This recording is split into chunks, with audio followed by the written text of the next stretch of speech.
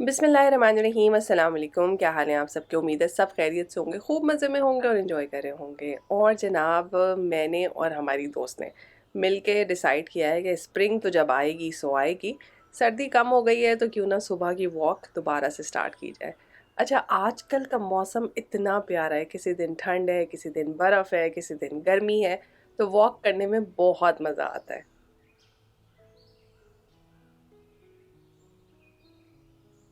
रास्ते में इतनी अच्छी चीज़ें देखने के लिए मिलती हैं, बहुत प्यारे नज़ारे। भई अगर हम फ़ोटोग्राफ़र होते ना तो ये वाली हमारी सीरीज़ डेफ़िनेटली हिट होती, कि जिसमें इतने खूबसूरत दरख्त हैं, इतनी प्यारी जगह हैं, जो कि बहुत कॉमन जगह हैं। यानी कि हम इन जगहों से हर वक़्त गुज़रते हैं, हर कोई यहाँ पे वॉक करता है, बच्चे स्कूल के लिए जाते हैं। कोई ख़ास पार्क नहीं है, कोई ख़ास स्पेशल जैसे आप किसी जगह पे घूमने फिरने जाते हैं, ऐसी कोई जगह नहीं है ये। एक आम सी मामूली सी घरों के पीछे से गुजरने वाली ट्रेल है, मगर आप यकीन करें ये आजकल बहुत हसीन हो गई है।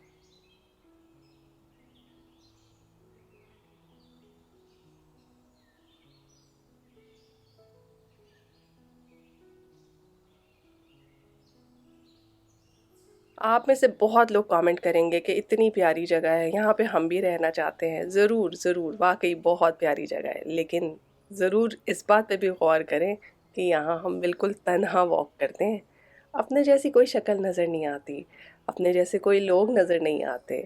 अमूमन इतनी लंबी ट्रेल पे मैं अकेली ही होती हूँ। अल्हम्दुलिल्लाह आजकल एक साथ मिला हुआ है, तो बातें करने में वक्त के गुजरने का एहसास नहीं होता। लेकिन पिछले 8-9 साल ये वॉक मैंने अकेले ही की है। तो बस चीज़ें और रास्ते जितने मर्ज़ी हसीन हो, जब आप तन्हा होते हैं तो इतने भी खूबसूरत लगते नहीं।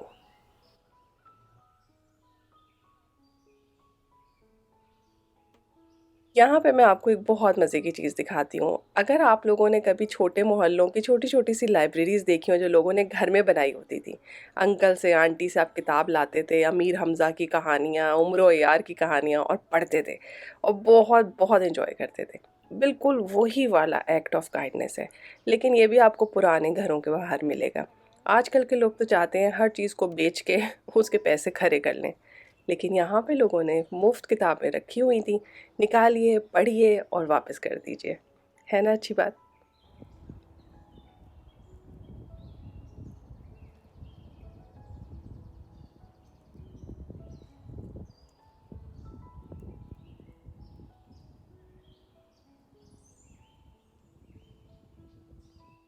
आप लोगों ने नोट किया होगा कि हमारे घर में हैदराबादी बिरयानी बहुत कम बनती है, मगर उतना ही मेरे मियाँ को इश्तियाक है वो बिरयानी खाने का।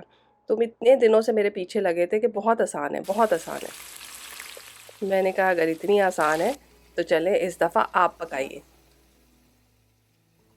अच्छा, यहाँ पे जो है वो सारा प्रोसेस मैरिनेशन का वही कर रहे हैं। नमक, मिर्च, हल्दी और अदरक लहसुन का पेस्ट लगा के इस चिकन को हम थोड़ी देर मैरिनेट होने के लिए रख देंगे। कम से कम आधा घंटा तो आप ज़रूर रखें, ठीक है? और उसके बाद जो है हम इसके अंदर बाकी मसाले ऐड करेंगे। पिछली दफ़ा जो मैंने हैदराबादी बिरयानी बनाई थी वो मैंने चूल्हे पे बनाई थी और इस दफ़ा मैं इसको दम दूँगी अवन में। प्याज को आपने बहुत बारीक काटना होता है। हमने स्लाइसर की मदद से इसको बिल्कुल बारीक स्लाइसेस में कट कर लिया था, जो कि पहले मुझे लग रहा था कि शायद अच्छी तरह से काम नहीं करेगा, लेकिन ये बिल्कुल ठीक चला। तो इससे आप भी सबक ले सकते हैं कि छुरी से बारीक प्याज ना काटें और स्लाइसर से इसके स्लाइस कर लीजिए। ठीक है, वो जैसे हम सैलेड के लच्छे काटते हैं बिल्कुल वैसा ही प्याज मैंने ब्राउन किया था और अच्छा प्यारा ब्राउन हो गया था। अब हमें प्याज भी चाहिए और जिस तेल में इसको तला था हमें वो भी चाहिए। यहाँ पे आप देख लें 3 से 4 लौंग हैं, काली मिर्चें हैं, हरी इलायची है, बादियान के फूल हैं, बड़ी इलायची है, सिनेमन स्टिक्स हैं और काला ज़ीरा है, सफ़ेद ज़ीरा नहीं है, ठीक है? जिसे हम शाही ज़ीरा भी कहते हैं। इन सब चीज़ों को आप साबुत भी डाल सकते हैं, लेकिन प्रॉब्लम ये है कि बच्चों को पसंद नहीं आते मुँह में जब ये सब चीज़ें आती हैं, तो मैं इनका पाउडर बना लूँगी। एक और काम मज़ेदार ये हो सकता है कि आप साबुत हरा मसाला भी ना डालें। हरी मिर्च और हरी धनिया जो है उसे मैंने पीस लिया था और पुदीना उस वक़्त था नहीं मेरे पास, लेकिन फिर बाद में मैं इसमें पुदीना भी ऐड करूँगी। तो जो हमने ड्राई मसाला पीसा था उसमें से तकरीबन 1 टेबलस्पून के करीब आप अलग कर लीजिए। वो हम मैरिनेशन में नहीं डालेंगे। यहाँ पे मेरे पास ज़ाफ़रान है, अगर आपके पास है बहुत अच्छी बात है, हमारे पास कहीं और इस्तेमाल ही नहीं होता। खीर में ही डलता है ज़्यादा से ज़्यादा, तो आप चाहें तो ये इस्तेमाल करें, वरना आप फूड कलर भी यूज़ कर सकते हैं। थोड़े से गर्म दूध में ज़ाफ़रान डाल दिया है और ये आ गया पुदीना। वैसे तो आपको प्रॉपर रेसिपी मिल जाएगी मेरे चैनल पे, जो मैंने पहले आपको सिखाया था, लेकिन फिर भी यहाँ पे आप देख सकते हैं 1 कप दही है, 2 लेमन जूस है, 2 लेमन के जूस बड़े-बड़े से, ठीक है? और ये जो सारा मसाला है ये हम चावल उबालते हुए यूज़ करेंगे, तो वो मैं आपको आगे बता दूँगी। तो ये सब चीज़ें आपके सामने हैं, अब हम इनको दोबारा से मैरिनेशन के प्रोसेस में लेके जाते हैं। आधे से ज़्यादा प्याज, 1 कप दही और लेमन का जूस, ये सब का सब हम मैरिनेशन में शामिल कर रहे हैं। जो ग्रीन मसाला पीसा था पुदीने के पत्तों के साथ, इसे भी इसके अंदर शामिल कर देंगे। अच्छा, जब हम बिरयानी पकाने लगेंगे ना, उस दौरान भी हम धनिया, पुदीना, हरी मिर्चें डाल सकते हैं। ये वो प्याज है तला हुआ जो हमने तेल निकाला था, वो वाला तेल हम इसके अंदर डाल देंगे, ठीक है? तो आधा तेल मैंने इस वक्त इसके अंदर डाल दिया है और आधा तेल जो है वो हम चावलों के ऊपर डालेंगे। अच्छा, ये मसाला हम मैरिनेशन में शामिल कर रहे हैं और आपको पता है कि तकरीबन 1 टेबलस्पून के करीब मसाला मैंने अलग रख लिया है। प्याज देख लीजिए, इतना प्याज भी मैंने बचा लिया है। ये हम जिस वक्त दम लगा रहे होंगे तो ऊपर इस्तेमाल करेंगे। इस बिरयानी के साथ बनती है दही की चटनी, यानी कि जिसे रायता कहते हैं हम आम ज़बान में। उसमें धनिया, पुदीना, हरी मिर्चें, प्याज होता है, गाढ़ा दही होता है, भुना हुआ कुटा हुआ ज़ीरा, नमक, काली मिर्च, अपने हिसाब से इसको सीज़न कर लीजिए। मिक्स करें। पतला रायता नहीं बनाती मैं, थोड़ा गाढ़ा रखती हूँ, क्योंकि प्याज भी थोड़ा पानी छोड़ता ही है, तो इसको चटनी इसीलिए शायद कहा जाता है कि ये थोड़ा सा गाढ़ा होता है। बहुत ज़्यादा इसको आपने रनी रायता नहीं बनाना। चावल मैंने तकरीबन आधा पौना घंटा पहले से भिगो के रखे हुए थे। पानी गर्म हो जाएगा, उसके अंदर आपने ये सारे खड़े मसाले, लेमन और पुदीना, हरी मिर्चें, ये सब डाल देना है। और इसको देख के ऐसा लग रहा है वो समर में पीने वाली एक फ़्रेश सी ड्रिंक होती है ना, बिल्कुल वैसी लग रही है। अब इसके अंदर आप चाहें तो 2-3 खीरे के पीस भी डाल दें, तो कूल सी ड्रिंक बन जाएगी। अच्छा, अब इसे नहीं पीना है, इसको उबालना है। अच्छा, तो ये अच्छी तरह से उबल जाएगा तो इसमें हम चावल डाल देंगे। अच्छा, इसमें हमने नमक भी शामिल किया है, ठीक है? भूलिएगा नहीं, चावल नमकीन होने बहुत ज़रूरी है। पिछली दफ़ा मैंने 3 स्टेज पे चावल निकाले थे, कि जो 5 मिनट बॉईल हुए थे, फिर 7 मिनट, फिर 10 मिनट, शायद इसी तरह से मैंने टाइम बताया था। लेकिन इस दफ़ा आप देखें कि बिल्कुल चावल खड़ा-खड़ा ही है, टोटल 5 मिनट ये चावल बॉईल हुआ है, ठीक है? इससे ज़्यादा मैंने बॉईल नहीं किया, 5 से 7 मिनट लगा लीजिए, दैट्स इट। इससे ज़्यादा ये बॉईल नहीं हुआ हुआ चावल है, यानी कि जब इसे उबाल आना शुरू हुआ, 5 मिनट बाद आपने इसको निकाल लेना है। सिंगल लेयर में आपने सारा चिकन जो मैरिनेट किया था वो आपने बेस में डाल देना है। उसके ऊपर हरे मसाले अगर आपको पसंद हैं तो ज़रूर डालिए, और क्योंकि आपको पता ही है इसमें नमक, मिर्च, हल्दी ही डली हुई है, कोई और आपने मसाला डाला नहीं है। चाहें तो पिसा हुआ गरम मसाला डाल सकते हैं। ये उबलते हुए चावलों में से मैंने 1 कप पानी निकाला था, वो मैंने गोश्त पे डाल दिया है। ऊपर से डालेंगे हम चावल, और देख लीजिए चावल खड़े-खड़े ही हैं। और अगर आप चाहें तो कलर डाल के दूध डाल सकते हैं। मेरे पास ज़ाफ़रान वाला दूध था, मगर कोई इतना प्यारा कलर आया नहीं था, तो मैंने थोड़ा सा कलर भी ऐड कर दिया था ताकि बिरयानी खुश रंग हो जाए।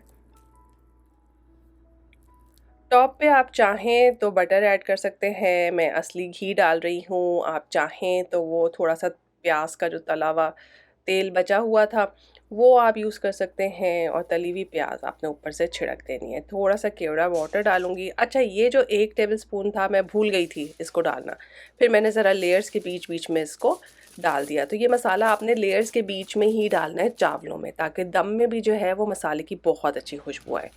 10 मिनट में इसे हाई आंच पे चूल्हे पे रखूँगी, और उसके बाद मैं इसको 350 फ़ारेनहाइट में अवन में डाल दूँगी, और मज़ीद 15 मिनट बाद मैं अवन का टेम्परेचर 220 कर दूँगी। तो इंशाल्लाह 20 से 25 मिनट में बहुत अच्छी बिरयानी बन जाएगी। खुशबू खुद ही बताएगी कि पक गई है, इसके अंदर पानी नहीं होगा, चिकन गल गया होगा, चावल पक गए होंगे और एक-एक दाना अलग होगा।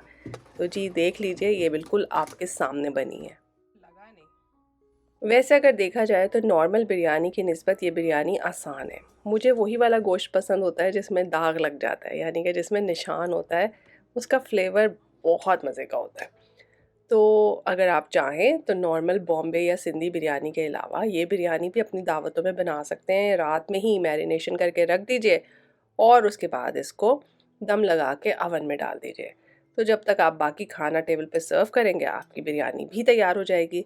तो इस तरह से भी ये बिरयानी काफ़ी इजी हो सकती है, कंफर्टेबल हो सकती है अगर आप दावतों में नई चीज़ें ट्राई करना चाहते हैं। और जनाब चलें चलते हैं अपनी केटल वापस करने के लिए। मैं चाहे भूल जाऊं लेकिन इतने मैसेज आ रहे थे कि आपने अपनी केटल वापस की या नहीं की, तो सबको तसल्ली करा दूं कि फाइनली मैंने केटल वापस कर दी है। अब ये नहीं हो सकता कि मैं बाज़ार जाऊं और आप लोगों को अपने साथ ना लेकर जाऊं। तो बस हम लोग आ गए हैं मॉल में और यहाँ पर सबसे पहले ज्वेलरी का काउंटर है जो देखना हर खातून पे फ़र्ज़ है, और देख के ये कहना भी फ़र्ज़ है कि ओहो, इससे अच्छी तो गोल्ड की ज्वेलरी होती है। मगर गोल्ड बहुत महंगा हो गया भाई, अब तो वो अफोर्ड करना नामुमकिन है। लेकिन मैंने सोचा मैं आप लोग को दिखाऊं कि यहाँ पे ख़वातीन ज़ाहिर है ये वाली ज्वेलरी लेना और पहनना ज़्यादा पसंद करती हैं, हमारी तरह उनको गोल्ड अच्छा नहीं लगता।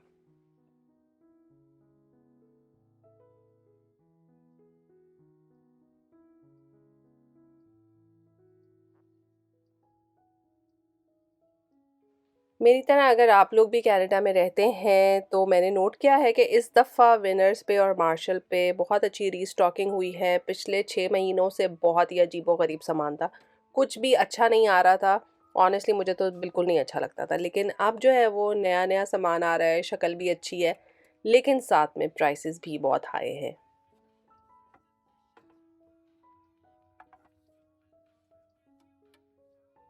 महज़ कुछ अर्सा पहले किसी भी चीज़ के नीचे कोई छोटी चीज़ होती थी तो उसकी प्राइस होती थी 799 699, मगर अब हर चीज़ की प्राइस होती है 999 एटलीस्ट। और यहाँ पे मैं कप एंड सॉसर सेट देख रही थी और देखें सारे के सारे डिफरेंट हैं। हम लोग तो 6 6 कप एक जैसे लेने और इस्तेमाल करने के आदी हैं, पर यहाँ पे सिर्फ इंडिविजुअल कप सेट था और वो भी $10 का। तो मैंने बहुत देर सोचा, मैंने कहा अगर ये एक जैसे होते तो शायद मैं इसमें से 2 3 ख़रीद लेती अपना सेट कंप्लीट करने के लिए। और ये हमारी केटल जैसी दूसरी केटल, और इसको भी मैंने कहा भाई खोल के देख लो, लेकिन ये भी ना खुली। तो बस जी, ये वाली केटल से ज़रा मोहतात रहें। और मैंने सोचा कि आप लोगों को दिखाऊं कि कितना अच्छा मज़े का सामान आया हुआ है। आई डोंट नो क्या बात है, मेरा मजाक भी उड़ा रहे थे मेरे घर में कि आपने हर जगह पे जो है ना वो एक केटल का फसाद सा डाल दिया है। यानी पिछले आप 3 4 साल पहले के वीडियोस देखें, सोशल मीडिया देखें, तो कहीं आपको चाय की केटल नहीं नज़र आएगी, कहीं कहीं पे बहुत कम चाय की केटल, चाय कॉफ़ी शायद आपको दिखती हो, लेकिन अब इतनी केटल नज़र आने लगी है। और मुझे कोई कह रहा था कि ये आपकी ही डाली हुई इख्तरा है, क्योंकि आप हर जगह इतनी केटल्स दिखाती हैं कि अब लोग भी जो हैं वो केटल्स ख़रीदने लगे। तो अच्छी बात है ना, पुराना ट्रेडिशन वापस आ रहा है। केटल्स में प्रॉपर तरीके से एक बाइज़्ज़त पुरवकार तरीके से चाय सर्व करने का अगर कॉन्सेप्ट वापस आ रहा है तो अच्छी बात है। हमारे बचपन में चाय के मग बहुत कॉमन हो गए थे और अच्छे से अच्छे मग आते थे और मग्स में ही चाय सर्व होती थी और लोगों के पास खूबसूरत से रंग बिरंगे से फैंसी किस्म के मग्स होते थे और वही एक ट्रेंड था उस ज़माने का। लेकिन वही हर 20 साल हर 30 साल के बाद जो है वो ट्रेंड चेंज हो जाते हैं और आप अपनी पिछली चीज़ों की तरफ, रवायतों की तरफ, अपनी इक़दार की तरफ मुड़ने लगते हैं। तो अगर आप देखें तो दुकानों में भी पहले इतनी चायदानियाँ, चैनक, केटल कहाँ नज़र आती थी? नहीं आती थी ना, लेकिन अब आप देखें बहुत ऑप्शंस हैं। आपको चाय पकाने से लेके चाय सर्व करने तक के बहुत बहुत चॉइसेस मिलेंगी। अब समर चूँकि आने ही वाली है, चाहे जितना भी डिलेड है पर आ ही जाएगी, तो उससे रिलेटेड कलर्स, उससे रिलेटेड चीज़ें बहुत बहुत कॉमन हुई हुई हैं। और सबसे इम्पॉर्टेंट बात मुझे ऐसा लगता है कि ख़वातीन कलर्स की तरफ अब बहुत अट्रैक्ट होने लगी हैं। जैसे मेरा दिल चाह रहा था कि मैं अपना पूरा चमचों का सेट जो है वो पिंक कर लूँ या ग्रीन कर लूँ, लेकिन जो पुराने चमचे हैं जो कि अच्छे खासे चल रहे हैं और उनमें कोई ख़राबी भी नहीं है, तो उन बेचारों की क्या ख़ता कि मैं उन्हें निकाल के बाहर फेंक दूँ। तो हकीकत पसंदी से काम लेते हुए मैंने कोई नई चीज़ नहीं ख़रीदी।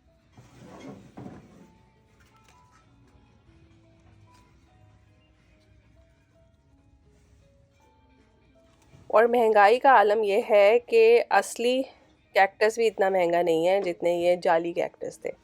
वैसे अगर आपके पास गार्डन है और आप उसको डेकोरेट करने में इंटरेस्टेड हैं तो ये सब की सब चीज़ें उसी से रिलेटेड हैं।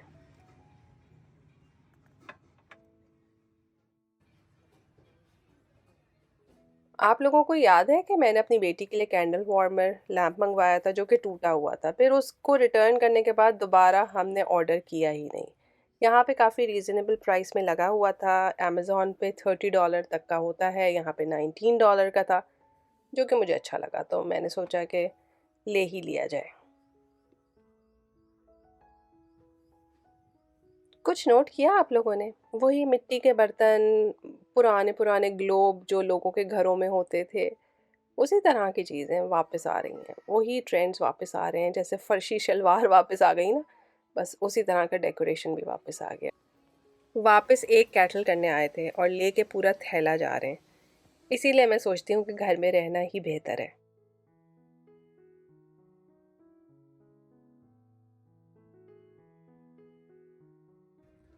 जो लोग यहाँ पे रहते हैं, अगर उनमें से कोई मुझे अच्छा सा मशवरा दे सके कि स्टेनलेस स्टील के बड़े फ्राइंग पैन कहाँ पे अच्छे मिल रहे हैं।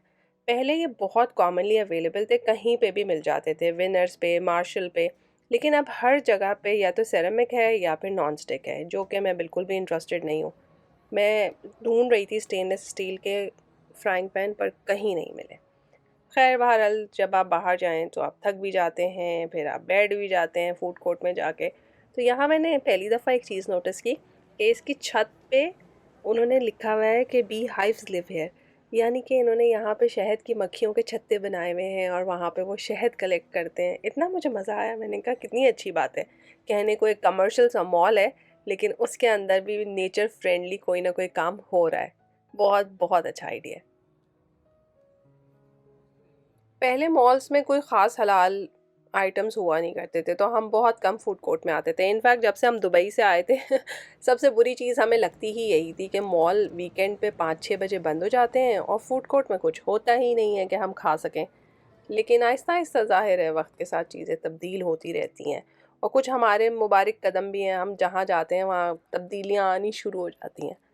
तो अल्हम्दुलिल्लाह अल्हम्दुलिल्लाह बहुत अच्छा तो नहीं, लेकिन खाने के काबिल खाना आपको मिल जाता है। और उसके साथ जो है वो मैंने देखा मटका कुल्फ़ी मिल रही थी। अब मुझे मटके में ज़्यादा इंटरेस्ट था, कुल्फ़ी में कम और मटका इतना क्यूट था, अगर आप इसको देखें, ये वाक़ई ही एक छोटे से प्यारे से साइज़ की मटकी है। मैंने तो अपने बच्चों को घर आके कहा कि प्लीज़ जो मॉल जाएगा, सब के सब ज़रूर कुल्फ़ी खाएँ और मुझे ये मटकियाँ ला के दें, क्योंकि मैं अपनी मटकी भी घर लेकर आ गई हूँ। कुल्फ़ी बहुत जमी हुई थी, इसको मेल्ट होने में थोड़ा टाइम लगा।